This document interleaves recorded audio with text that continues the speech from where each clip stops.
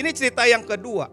Kolam Bethesda adalah kolam mujizat, di mana setiap air bergoncang karena malaikat Tuhan menggoncangkan airnya. Maka orang-orang masuk ke dalam kolam itu menjadi sembuh apapun penyakitnya. Ini hal yang ekstrim. Kolam itu kolam di mana malaikat Tuhan itu menggoncangkan. Dan setiap kali air bergoncang, orang tahu. Yohanes 5 ayat 5 menuliskan hal yang ekstrim. Di situ ada seorang yang sudah 38 tahun lamanya sakit berbaring di kolam itu. Dia cuma lihat orang yang sembuh. Dia lihat orang yang kakinya nggak ada tuh muncul kakinya. Dia lihat orang yang saat itu tangannya berdarah tuh langsung sembuh.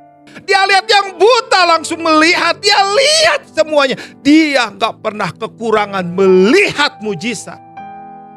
Tapi dia nggak ngalaminya. Ini ekstrim. Di tengah-tengah lawatan Tuhan, kita bisa dingin, nggak ngalami apa-apa. Setiap kali Tuhan muncul, dia langsung mengenali Tuhan. Engkau, setiap kali Tuhan muncul, apa sih Tuhan? Sibuk dengan dirimu sendiri, sibuk dengan kondisimu di dalam. Orang-orang seperti ini, itu seperti kapal, gak kemana-mana. Karena ada ikatan dengan dermaganya. Perahu hidup orang lain sudah kemana dilawat Tuhan. Kau gak alami apa-apa. Hari ini kita mau belajar tentang 3 kenyang. 3 kenyang ini harus terjadi kepada kita. 3 kenyang ini kalau nggak terjadi sayang. 3 kenyang ini, yang pertama adalah kenyang dengan hadirat Tuhan. Tiap kali ibadah maupun ibadah sendiri harusnya mengenyangkan hadirat Tuhan dalam hati kita. Hati kita tuh nggak bisa kalau nggak pakai hadirat Tuhan. Kanebo kering itu akan menjadi sang kering, bahkan makin mengering kalau seandainya gak ada hadirat Tuhan. Hadirat Tuhan itu bukan tentang lagu. Hadirat Tuhan itu bukan tentang orang yang di panggung. Hadirat Tuhan itu tentang bagaimana setiap kali Tuhan muncul, Tuhan menjamah dan Tuhan bergerak dalam hidupmu. Engkau selalu merespon.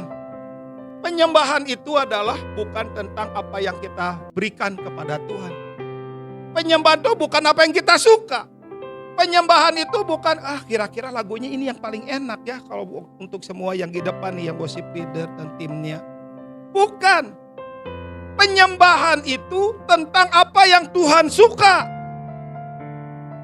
Penyembahan itu tentang Dia, bukan tentang kita. Penyembahan itu bukan lagu yang aku suka. Penyembahan itu tentang lagu yang Dia mau, yang Dia suka hari ini. Hadirat Tuhan gak terbatas dalam satu gedung. Dimanapun kau pergi. Di mobil, pesawat, kereta. Manapun, apapun yang kau kerjakan. Tiba-tiba Tuhan muncul. Itu hadirat Tuhan.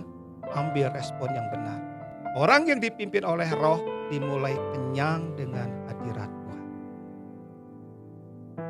Harus dimulai dengan hati yang penuh respon. Sisi Tuhan yang memulai, sisi kita yang merespon. Setiap kali Tuhan memulai, respon itu yang Dia tunggu. Perbedaan kita adalah tentang respon.